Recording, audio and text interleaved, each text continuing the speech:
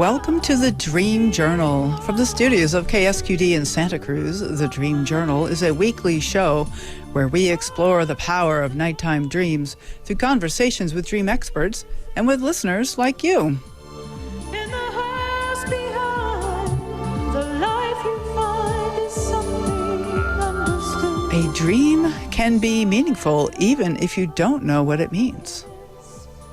Time is keenly found. We are not alone. And today's music is called Retimer, created fresh by Rick Kleffel this morning.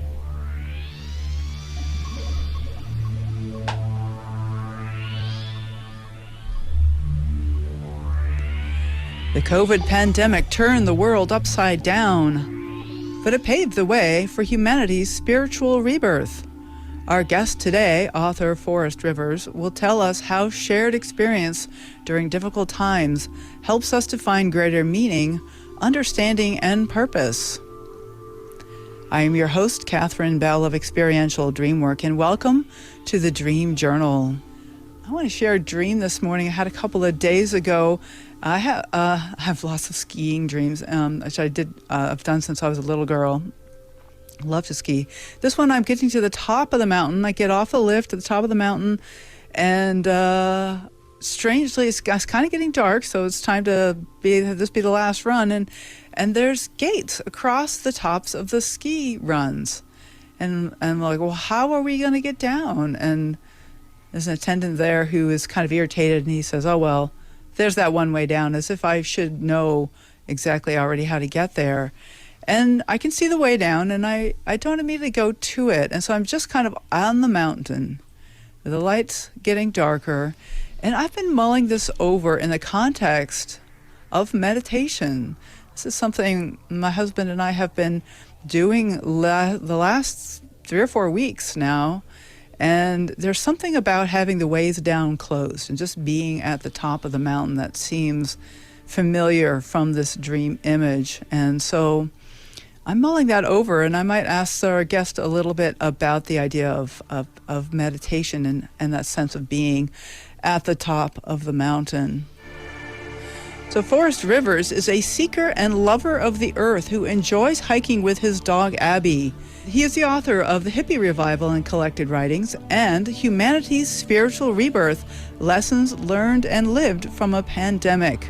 His webpage is forrestrivers.com. That's Forrest with 2 R's, forrestrivers.com. And you can find him on YouTube, Mystic Soul Revival.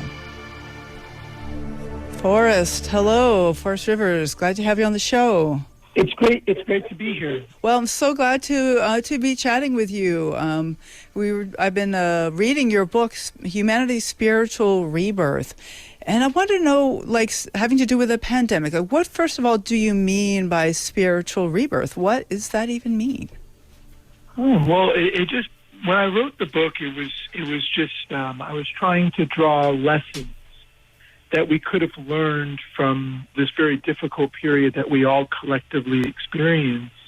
Yep. And some of those lessons were so profound because we experienced them collectively that we might actually call it a rebirth.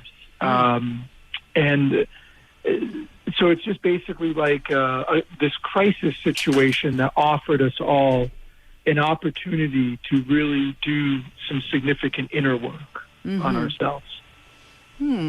Okay, so it's interesting that this big external crisis, something that happened to all of us, is leading to this inner growth. Absolutely. And there were significant lessons that if we were tuned in and we were paying attention, right? That's the key right there. We were tuned in and paying attention.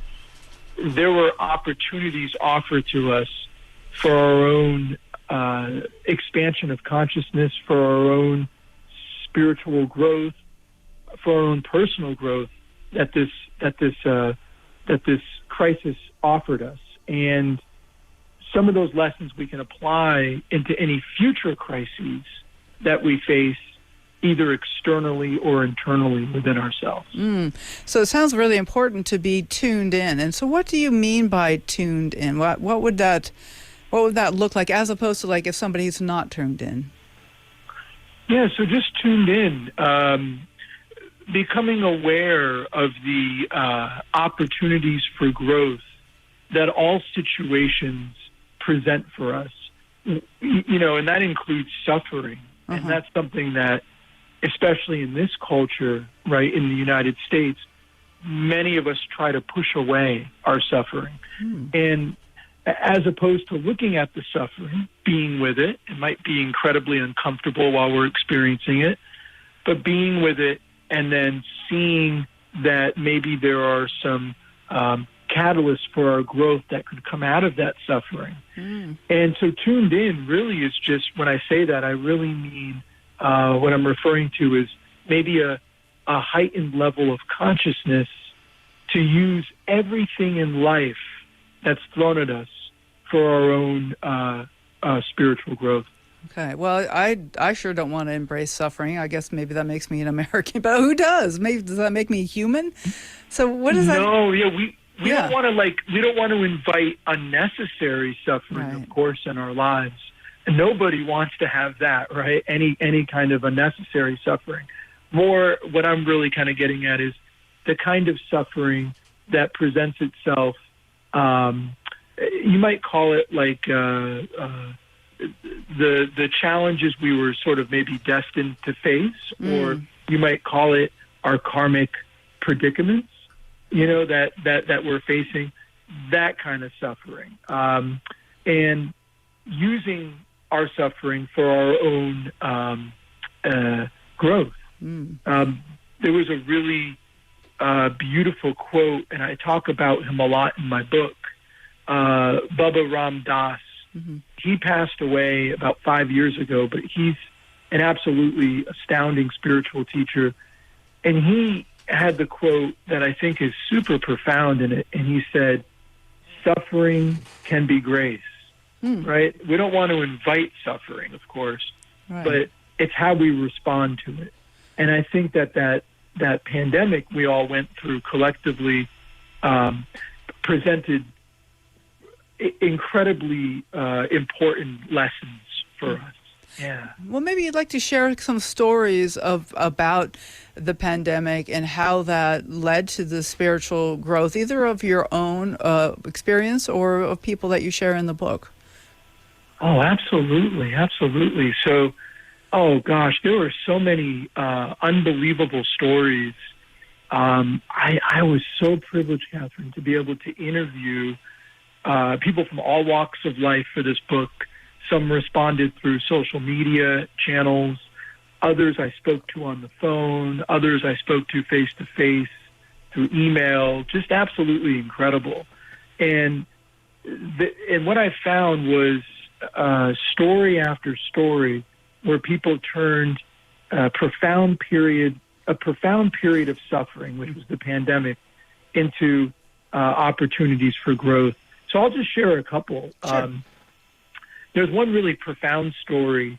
There was a gentleman I talked to, and he was living in New York City at the time of the pandemic, and he was living in extreme isolation. And I think this is something that everybody here can maybe relate to, is your listeners can relate to, is the isolation that period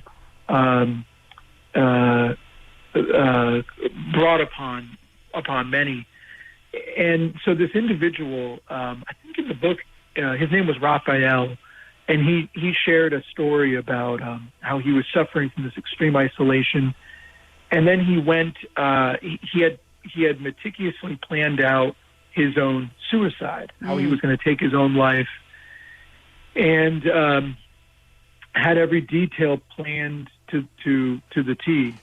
And I believe it was the day or two before he was about to go carry out taking his own life, he ended up at a convenience store in the city.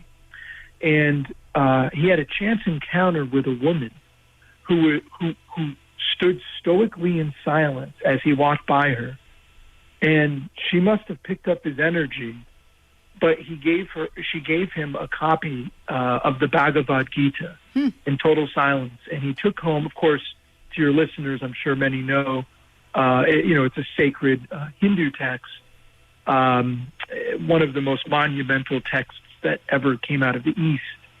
And she handed him the book. He took it home and he read it, and it inspired him so greatly. And there were a lot of stories like that. There was another story I told in the book of a friend of mine who had been working around the clock at his job and wasn't finding much happiness. And he was, like many Americans, he was overworked. He felt disconnected from his, his true essence or his being, his soul. And when the pandemic hit, him and his wife decided to move off the grid and live a life with much greater intention, meaning, and purpose. And, since writing the book, I've spoken to him, and it completely changed, transformed his entire life. And the book is just filled with stories like that. I also talked to people countless people in the book who shared stories about how the pandemic helped them face their fear of death, their own mortality. And I think that's something that we can all relate to, right, Catherine? Is this fear of death. And for many people, the pandemic forced them to look at the deeper questions surrounding it, like, what exactly dies when I die? Do I actually die?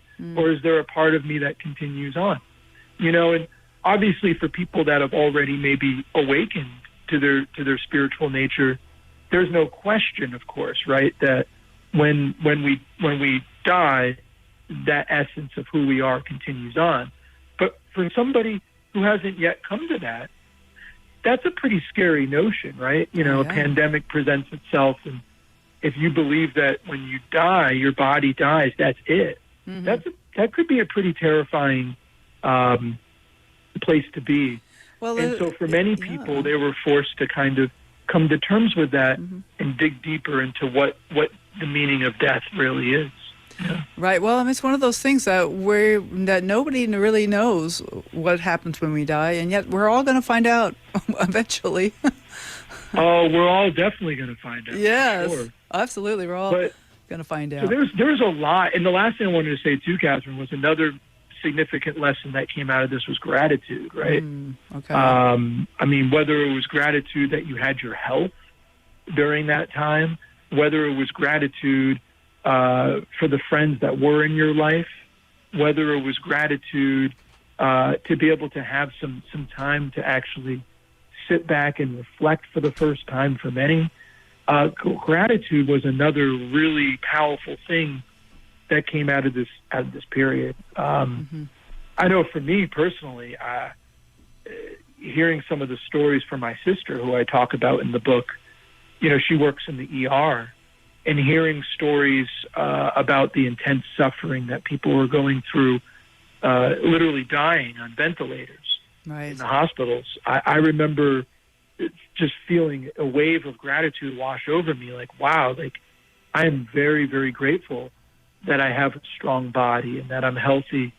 Not everybody has that. And for other people, they were just grateful that they were grateful for their friendships, or they were grateful for their family. Crisis situations like that have a tendency to simplify us and simplify our desires. There were a lot of opportunities for gratitude during this time. Right. Now, you also make a big emphasis on the idea that it was a shared event. It was shared suffering, and that so many people were affected all at once. And how does that play in with the idea of, you're saying not just like these individuals have a rebirth, but by humanity's rebirth, like as a culture, perhaps? Yeah, it's so profound, right? We all got to experience this together, collectively. There wasn't one part of the world that didn't experience this, right? We Right. all experienced this together. And I think it was that shared experience that presented itself for the opportunity of a spiritual rebirth. Mm-hmm. In order for like a spiritual rebirth, you need to have a mass collective shared experience. Right. And certainly the pandemic checked the boxes for that. And so there's something to be said about that, and it was a shared experience. And I think what it did, at least temporarily, is it united us together. It united us. And of course, there were also dramatic examples of it splintering us too.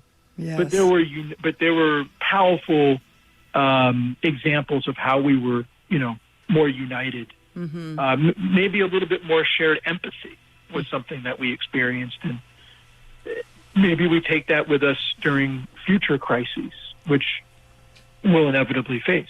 Right. So, well, and certainly there's a lot of chaos in the world right now. It's not like the pandemic was a cured us of all of our human foibles. no way, no way. Of course, Right. It wasn't a cure-all, Mm-hmm. but I think it was a paradigm shift, and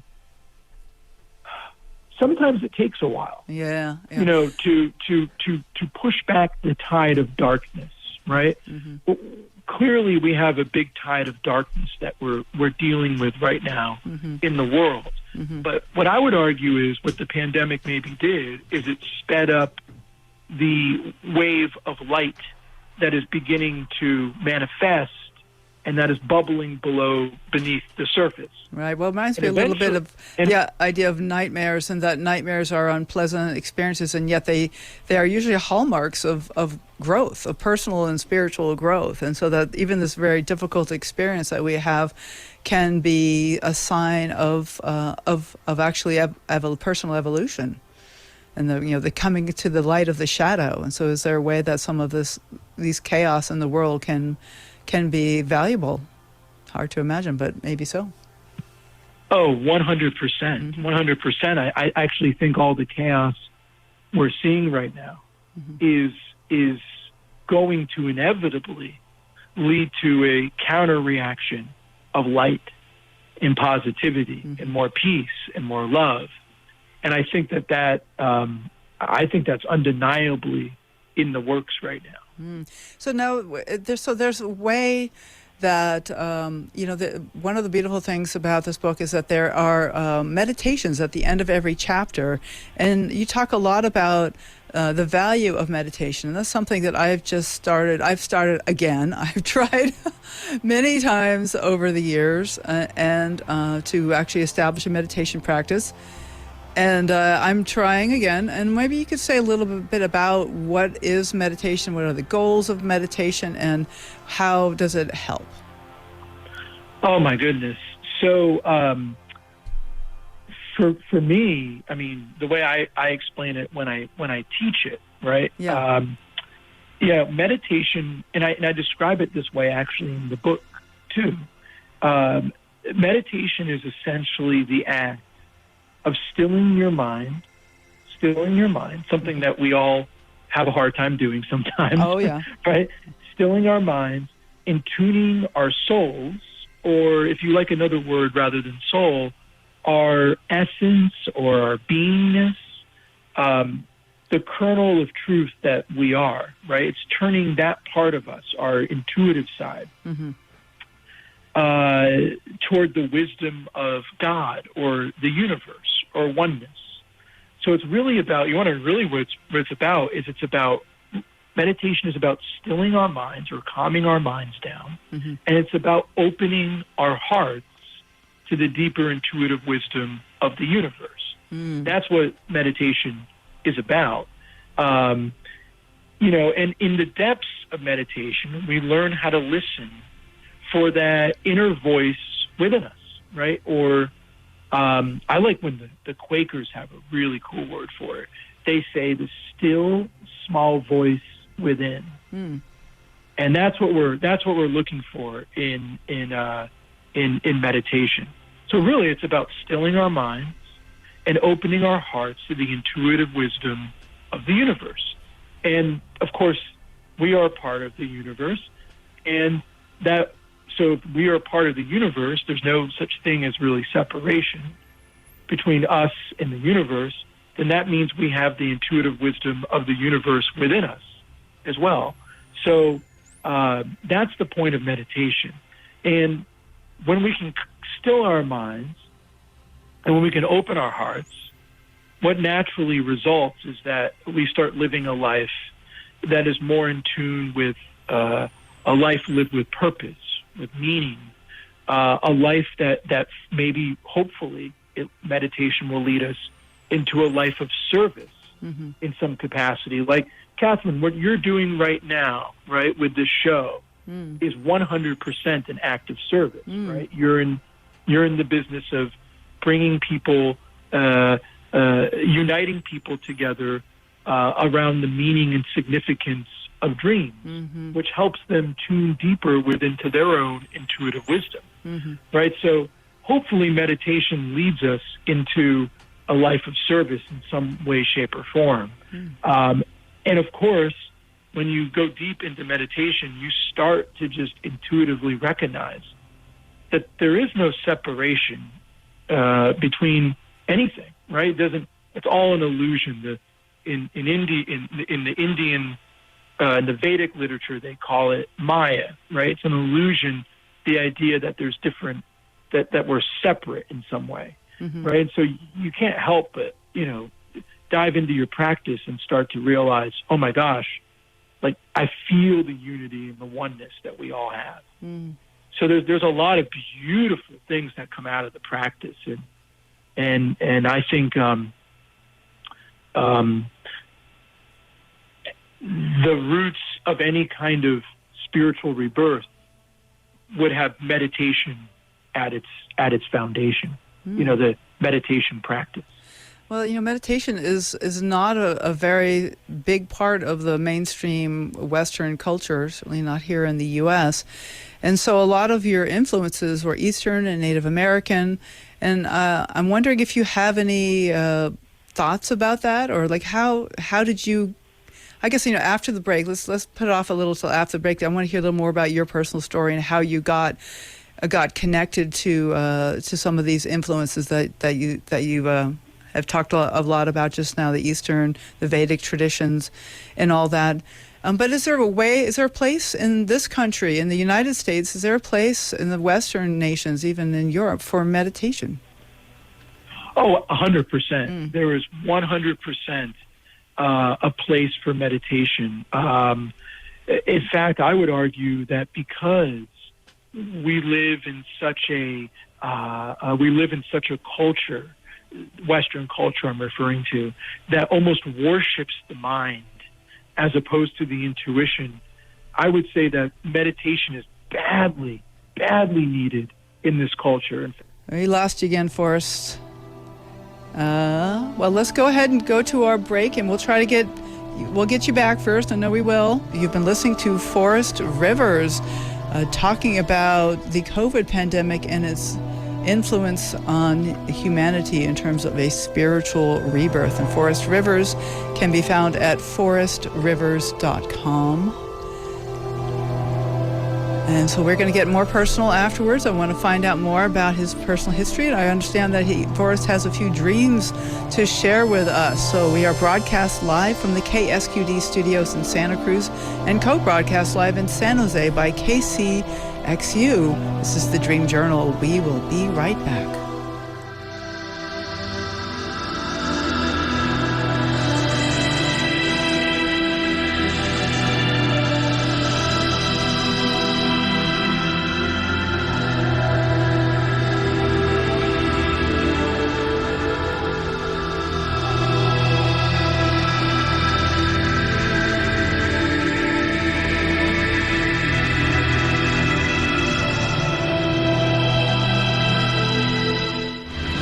are listening to the Dream Journal. So glad to have you on the air.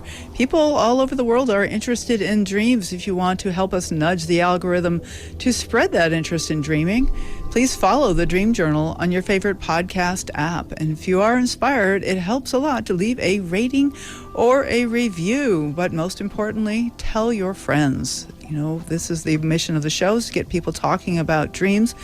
And you can start by letting them know about the podcast. You can also contact me if you'd like to be a guest on the show, to talk about a new book, or to let folks know about your dream-related offerings.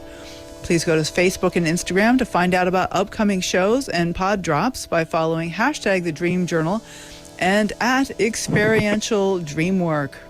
This is also a reminder to submit a proposal to present at the IASD Virtual Conference.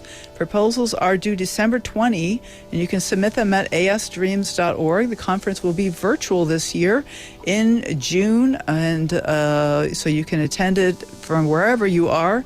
If you want to give a presentation, deadline is December 20 at asdreams.org, the IASD Virtual Conference. Next week, we'll welcome back the fabulous nightmare coach, psychotherapist Linda Schiller. We'll talk about how to deal with your difficult dreams and what they may be trying to tell you. Today's guest is Forrest Rivers, author of, let me get the name of the book just right here, Humanity's Spiritual Rebirth, Lessons Lived and Learned from a Pandemic. Great to be here today. Okay. Yeah. Excellent. So I would like to get a little more personal. We've talked a lot about general experience, and you shared some stories of others.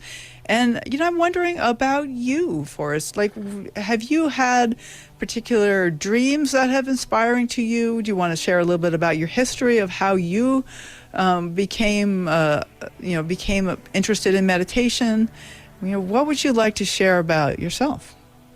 Yeah, absolutely. So what brought me to meditation is, like, what brought a lot of people to meditation was my own suffering, right? And I had up until about 29 years old, I'm 42 now, I had a real bad alcohol problem, real serious problem, and it spiraled. And I was living in Nashville, Tennessee at the time, and I found out about a meditation center. It was a center run by this man named Dave Smith, and I talk about him in my book. And Dave ran a refuge meditation center, which was basically just geared towards people who were recovering addicts, alcohol, drugs. And he ran the most beautiful sessions, and I started going there once a week, and that started me on the journey of the meditation path, and that was absolutely a transformative period for me, and what introduced me to the practice. So there was something that woke you up to the idea that this can't go on, that this, you know, being immersed in the world. This can't go on anymore, you know, and so that meditation teacher really inspired me, Catherine, tremendously. And then I had another moment that shifted, I guess, was very transformative, and that was I had a trip out in Hawaii about exactly the same time period. And nature, I had an experience in nature in Maui that absolutely transported me into like a new a way of experiencing life.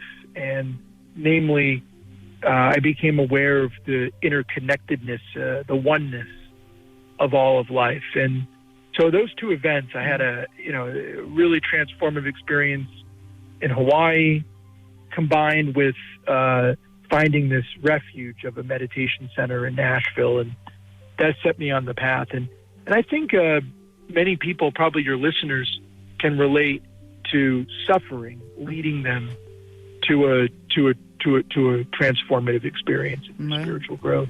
Right, Yeah. right. But there has to be like some kind of a, what they say, like a dark night or something, where you realize this has got to change, and there's some, maybe part of that is acceptance of how much I've been suffering, instead of pretending that I'm not. Like alcohol is very much a numbing agent, and people often drink when they're avoiding something.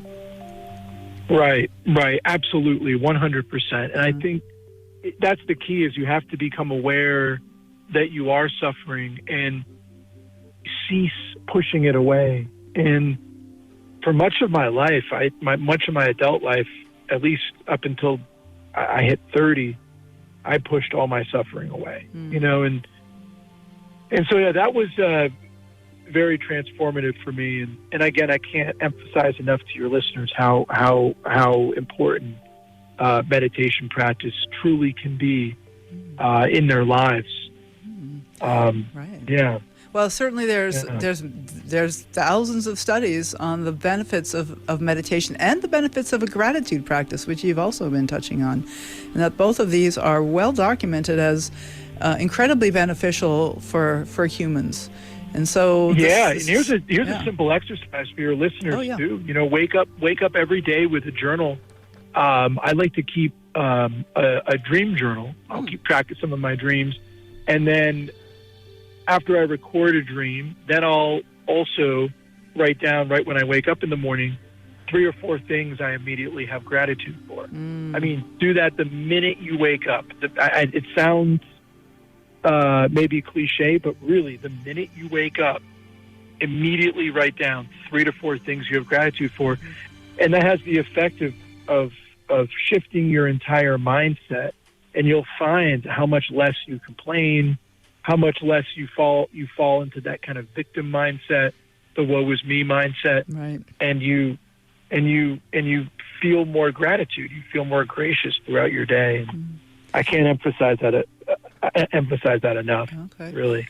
And so you mentioned dreams.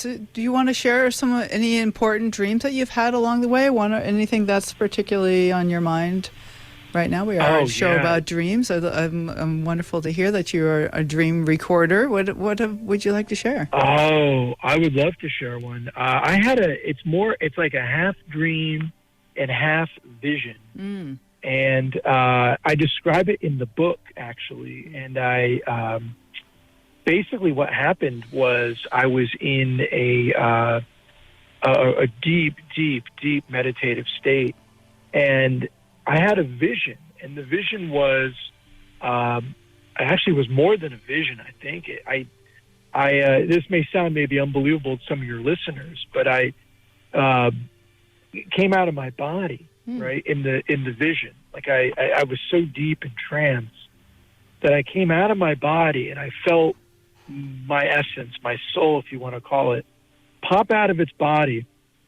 And I literally took off above the clouds. I remember soaring across bodies of water, and then I wound up in a cloud, like a giant cloud. Like it looked like what people have described with heaven, a rarefied state of just total peace, total tranquility, total love. And I saw a giant circle of people gathered in this puffy white cloud. And I saw ex-girlfriends. I saw my parents, in my current life. I saw friends from childhood going all the way back to first grade. I mean, people I had never thought about, Catherine, in years. By the way, this all happened about 2 years after this dream happened, after my spiritual awakening. So it was when I was about 31 when this happened. And, and I saw people I had falling outs with, who I hadn't seen in a very long time, or even thought of. And I remember I joined the circle. I'm guessing maybe there were 40 people or so, maybe 50, that were in this giant ring. I just called it the ring of love. And I joined this circle of all of these people I knew from way back in my past, and everybody saw me come in to the circle, and one by one, people came over and gave me these exuberant hugs, beautiful hugs. And then I took my place in the circle, and we started dancing, like the ring. It was like a ring, and we were dancing in a circle, and it was going round and round and round. And I just remember that is one of the most beautiful dreams I've ever had in my entire life. And clearly, I've reflected on that dream a lot. And actually, I tell that dream/vision in both my books I've written, in the hippie revival, and I talked about it in the new book, Humanity, Spiritual Rebirth. Mm-hmm. And it's clear that what it's about love, and it's about how love transcends anything. If we've had fights with somebody, if we've had anger, we've had all that, it doesn't matter. Love, if you shared a moment of love with that being, it transcends everything. And I just remember that being one of the most profound dreams I've ever had. Yeah. Right. It does sounds powerful. So I have another question about gurus. What else are we going to call them? That you speak a lot about these people, these enlightened, we call them enlightened masters who have guided you. And I want to know, like, do I need a guru to manifest these positive outcomes that you're talking about? No. No? Okay. You don't need a guru. You don't need a guru, right? The guru lives within you, right? You can be your own guru. And if you're devoted to your spiritual journey, and you take the time to, like I said before, still your mind and open your heart, mm-hmm. you can find all of the answers to your journey within you. Mm-hmm. I don't think you don't need a guru. I don't think it's necessary. For me, I feel like it's been something that I sort of need. Although I would point out my gurus aren't even in physical form. They're in now astral form or spiritual form. So but I feel their presence in my being all the time. For me, my gurus are Neem Karoli Baba and Ram Dass, who come from the same lineage, and I just feel so incredibly connected. But you don't need a guru. You have everything you need for your own awakening within you. It's all there. It's always within you. Well, I think. Yeah, go ahead. I think connecting to a guru within yourself does help to keep your mind and heart focused on the qualities of on the highest qualities of a spiritual being, which obviously are equanimity and boundless compassion and non-judgment and love above all else, right? Mm-hmm. So I think that's the biggest benefit of a guru, is that they embody the highest qualities that we should all be aspiring to on the spiritual path. Right. And by the way, your guru doesn't have to be an Eastern guru. It could be Christ. It could be any number of saints or ascended masters. It could be a Native American elder that you've happened to come across. Mm-hmm. It doesn't. Maybe some wise elder that clearly has some spiritual wisdom. Well, there's a kind of a living meditation where you call the many Buddhas meditation, where you just take the point of view that every being that you encounter, every situation you encounter in a given day, maybe even every day, is a Buddha trying to help you ascend, trying to help you become enlightened. Oh, right. 100%. Everybody can be. So there's this belief that there's like gurus that you encounter every day. Right. They're kind of more of your like daily lesson gurus. Yeah. that could be like the person you encounter at the post office Right. says something to you that triggers a negative emotion, and then it forces you to reflect and be like, well, why am I feeling that way? That person right there is a guru to you, right?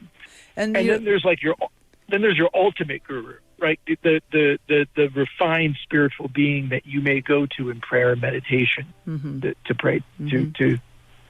Right. Well, I to just wanted meditate. to add in that many of us also find gurus in our dreams, and that we hugely. talk about allies or anima. That there's often these kind of divine creatures, these divine figures in dreams who seem to be like kind of like nudging us along. Like I certainly find that a lot. Like I'm thinking of the dream I shared at the top of the hour with this. I don't know if were you able to hear that dream?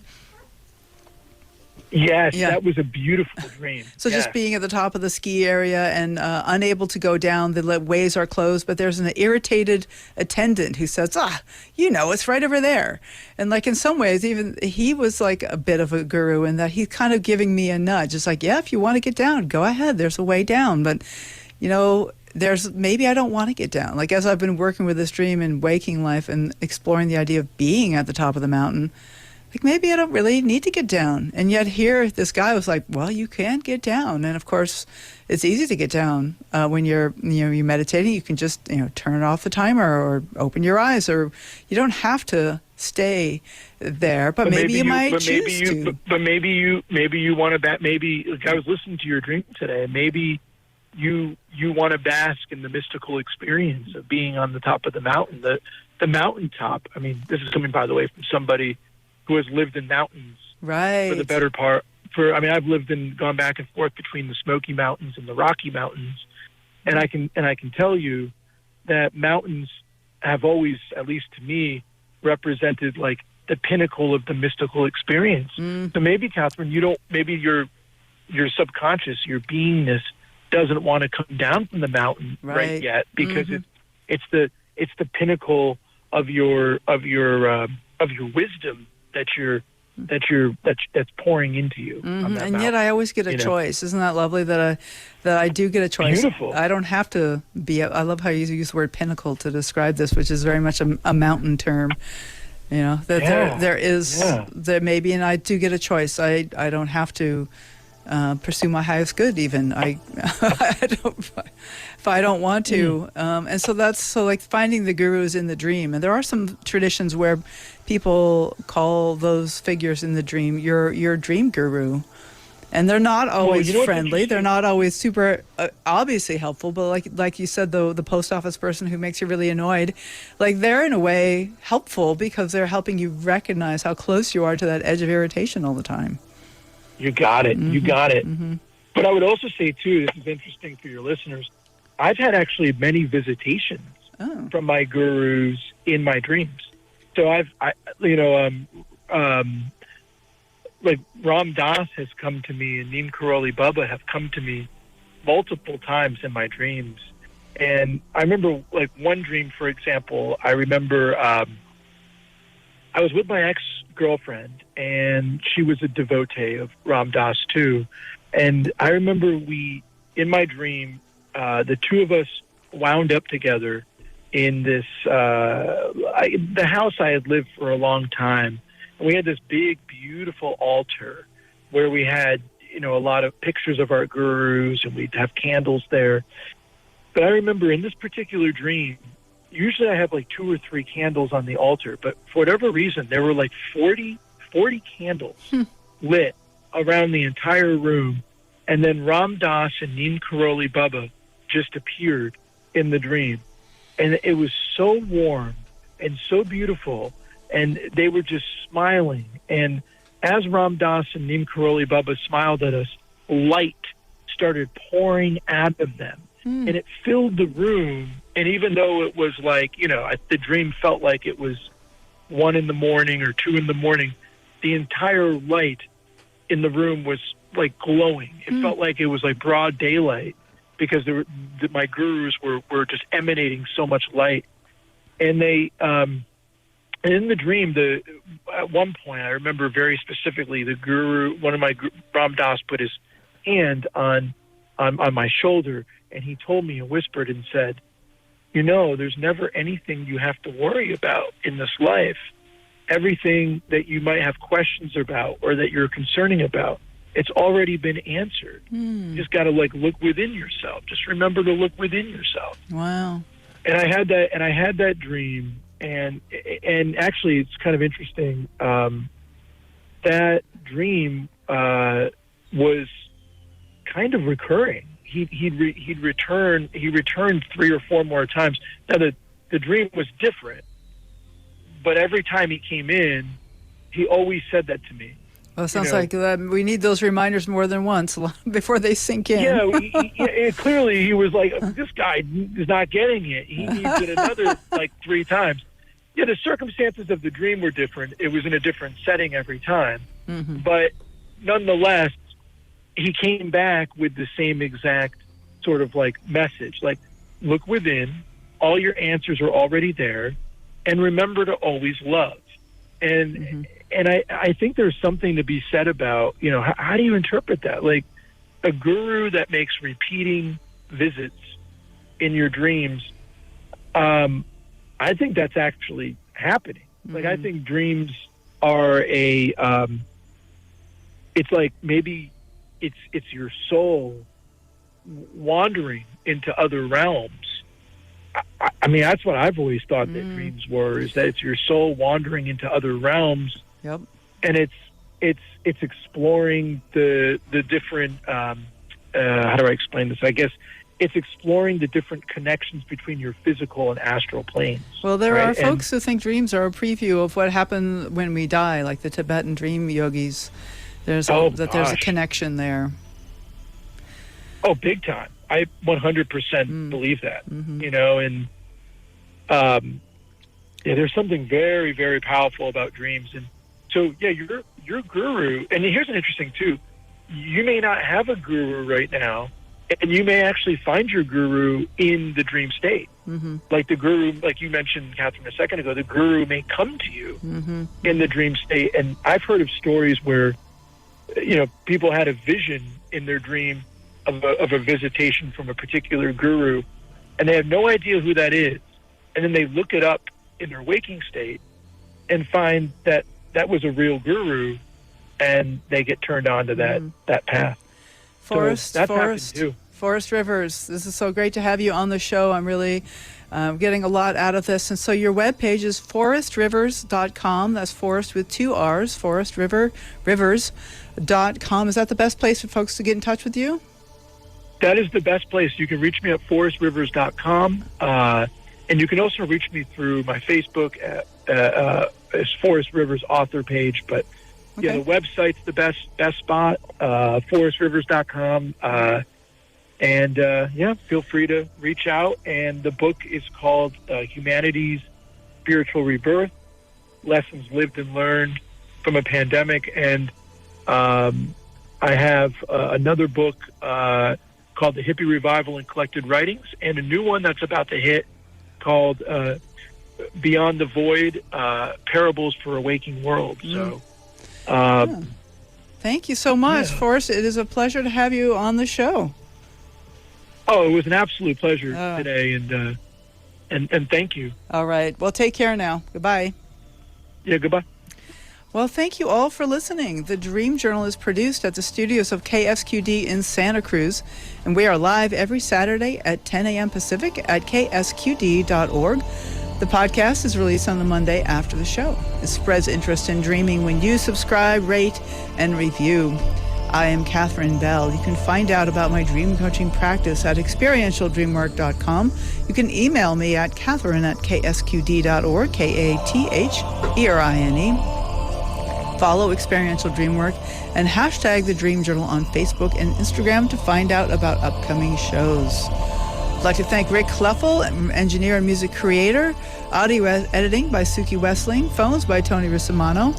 Intro and outro pieces are both by Mood Science. Tomorrow morning when you wake up, take a minute to write down your dream and bring it to the next Dream Journal.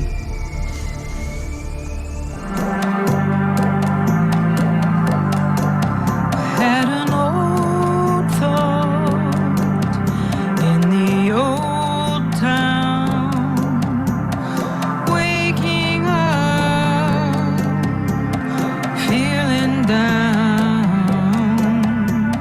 'Cause what I learned in the old school is there's no